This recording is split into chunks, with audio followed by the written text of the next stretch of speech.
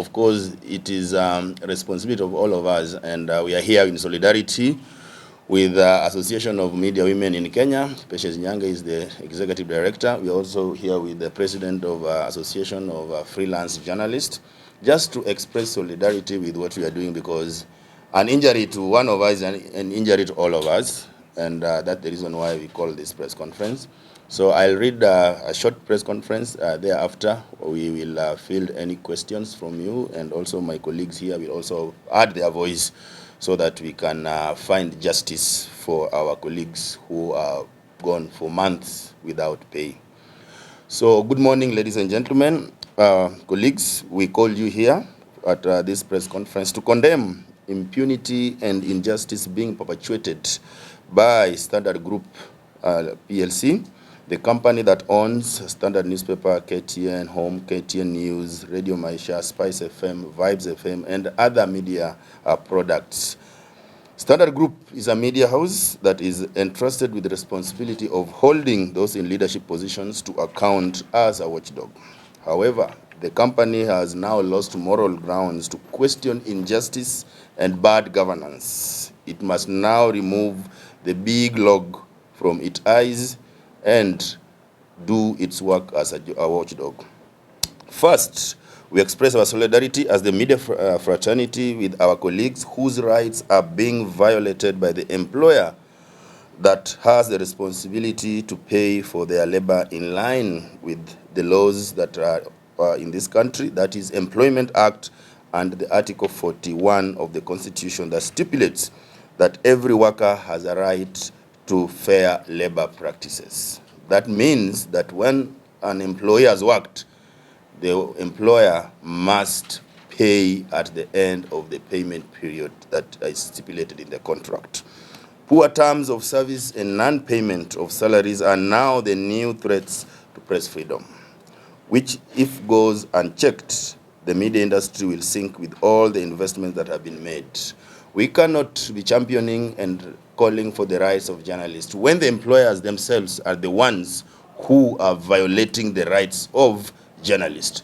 Who will respect journalists if the employers don't respect them? So that is the reason why we call this press conference, to call out this company and this specific, the Standard Group PLC, the oldest media house in this region. If you know the history of media in Kenya, Standard is the oldest media house in this part of the world.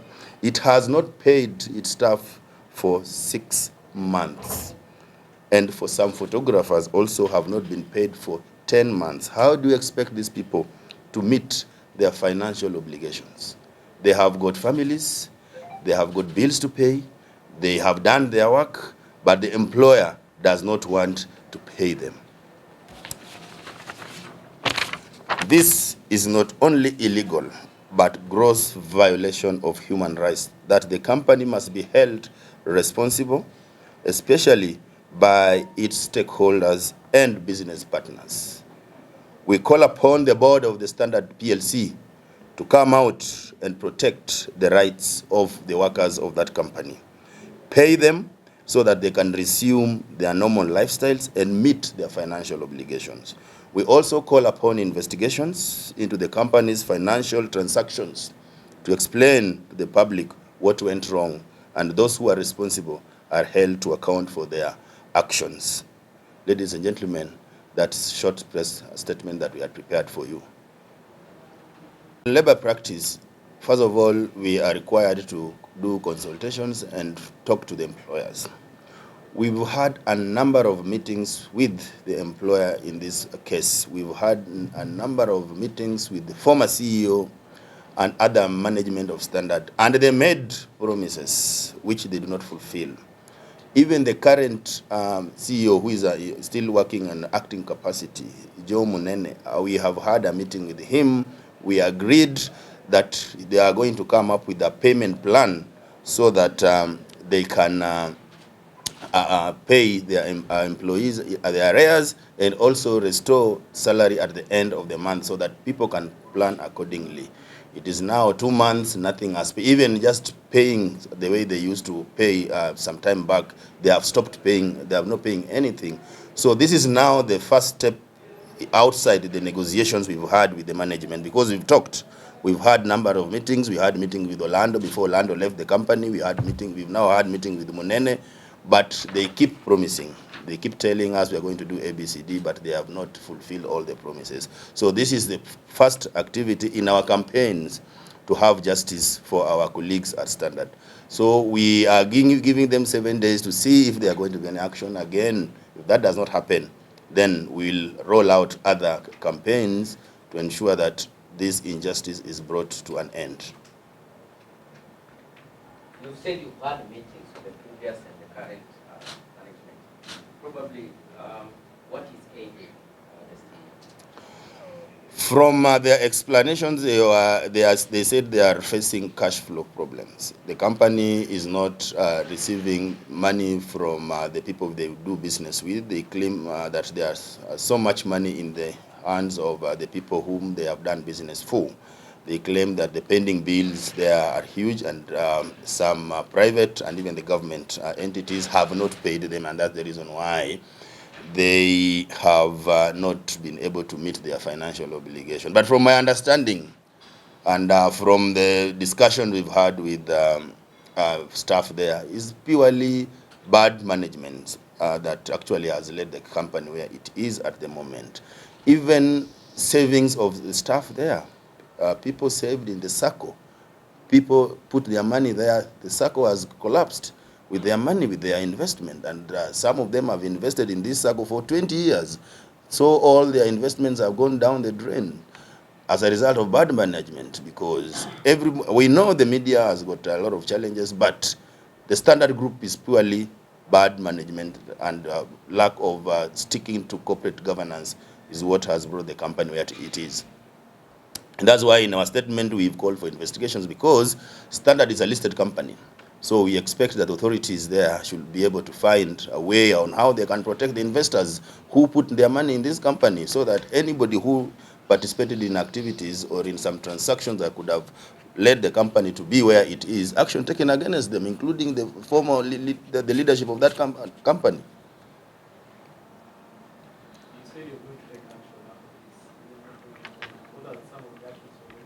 One of them, like if you can see from this house, we are very impressed at their solidarity. We will go there and picket there. There's what is called solidarity strike, because sometimes when you are pressed as an individual, maybe you need friends and relatives to come and help you.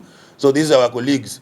Let us mobilize and go and picket at the Standard Group premises there. We go there and push pressure on them, so that we tell them that as much you think that you are oppressing your own staff, these are our brothers and sisters. We want to stand in solidarity with them. So we will have a solidarity strike in support and in solidarity with our friends and colleagues at Standard Group. So we are not just addressing this press conference and forget about it. As the industry, we've had a number of consultations, and we said, for a start, let us come and speak about it, so that it can be heard. First of all, everybody can know what is happening at Standard, because like my sister Mashrima said, people only hear it when you talk to the staff. But now we've come out to tell the whole country that the Standard Media Group is in trouble, and therefore it must be pushed to pay the salaries of its staff. As an association, are you only concerned that it is Standard who are undergoing such troubles, or have you heard of any other complaints from other companies? Yes, my sister will help me to answer that, but for a start is that there are reports that there are a number of media houses that are not paying their staff. What has been brought to our attention formally, because as KUJ we've got an agreement with Standard, we have got a CBA with Standard, we have a recognition agreement with Standard, we have paid up members at Standard whom we have got responsibility to protect, to ensure that their rights are not violated, because we have got that legal ground to engage Standard. However, this does not mean that we are going to turn our eye to talk about what is happening in other media houses. We know, and like I'm saying, this is the first of a series of activities we want to carry out in the campaigns to ensure that the media does not violate the rights of workers, so that it can also continue to hold others to account. But even the media must now be held to account to ensure that anybody who has offered labor in the media that person is paid. So we are not only taking the standard case as a special case, but like I said, this is just the first of a series of activities and the campaigns we want to run for justice for workers in the media industry. Are you concerned that despite the fact that the workers are not meeting their financial obligations, are you concerned that probably it's something that might erode the journalism ethics? Of course, and that is why I said that lack of payment, violation of the rights of workers by media companies actually are now the new threats to media freedom. And if you are not paid, there is no way you will work. There's no way you will sub professional code of conduct or ethics, because by the end of the day, you've got financial obligations, you've got the bills to pay. But here you've got someone who is supposed to pay you is not paying you. So obviously we look for other sources of income. And if you start looking at other sources of income, it means you lack concentration on your work and also to observe ethics. That's what we are saying. Well, I think let me add to what he's already said. I stand here to represent the Association of Media Women in Kenya, and our gathering here is in solidarity with our colleagues at the Standard Media Group, but also with our colleagues within the industry.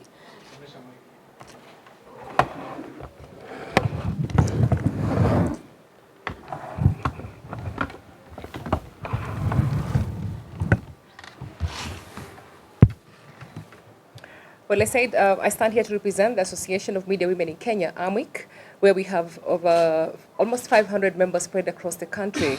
Some of them are freelancers, some of them are correspondents, and well, we have had some of these cries. And some of these members include the members who are working at the Standard Media Group. And their claims and their frustration is not just a frustration of the section of the members who work for the Standard Media Group, but a reflection of the real situation of our colleagues in the industry in Kenya. So our gathering here really is in solidarity with the frustrations that everybody else is facing in this industry.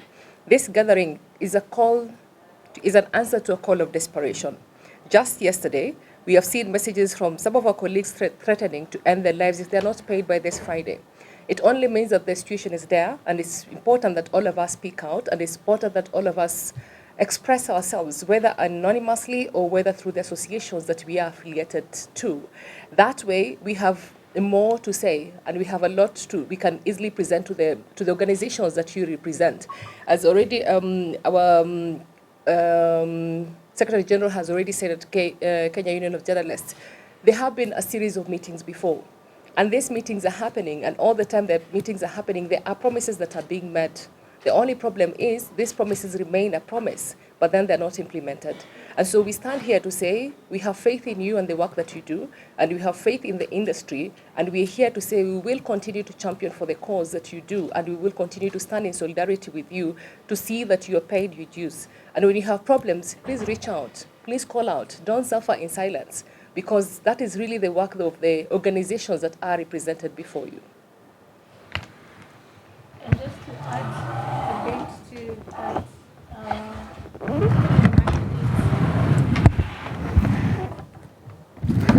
we're finding more and more of the journalists, especially freelance journalists who contribute to these mainstream media houses, they're not being paid. So it's also it has a ripple effect. So the people who are employed, genuinely employed, are not being paid. So are correspondents. So are freelancers who are suffering. And we've seen this, that they have reduced the payment. Even for feature stories that were being paid 5,000 shillings are going for 2,500. For a photo that was going for 500 shillings is going for 250 shillings. That is really not even anything. It's not dignifying for us. And we want to protect this industry. We want to protect our cause. We want to protect what we have been practicing as journalists for a long time. Let it not end because we are seeing such things happening right now in this country. Yes, we understand there are issues that are coming up. There's economical challenges here and there, but that does not mean as an organization that you should infringe on the rights of your workers. That does not mean that, yes, you can hide behind COVID, but for how long can you hide behind the COVID pandemic? For how long? Things are moving, but now it's time for us to stand in solidarity and talk together as one voice. Let's talk together as one voice and stand together, because today it's me. I'm a freelance journalist, and tomorrow you as a correspondent, there's a lot of restructuring. And what is happening when restructuring happens, most of the journalists who are practicing do not stop practicing. They find themselves becoming freelancers. So if we do not start championing for this cause, then we're going to be at a loss. And I know we all love journalism. This is it's our bread and butter. But we need to go higher. And we're calling for all journalists around in Kenya, please, let's champion for this cause. I know there's a hashtag that's already trending. Please do not stop. Let's push it online. Let's push it on our social media spaces, and let's talk about it. Because at the end of the day, like our colleague just mentioned, when I saw the post of one of the guys who said, by Friday I'll commit suicide, I felt it. Because, I mean, it's really sad that somebody is just thinking of ending his life because he's been frustrated by his employer. And it's not right. You as a journalist, we need to stand up for our rights. I know we've always stood up for the rights of others in the other industries, teachers when they go on strike, doctors when they go on strike. We've gone to cover their mandamanos. But when it comes to us, when it hurts us, I wouldn't like to see anyone losing their life because of that. Because they've lacked money, and yet the employers, they're there having big things. They're flying in their choppers. They're going everywhere. And we're not even exposing them. Let's stand in solidarity. Thank you.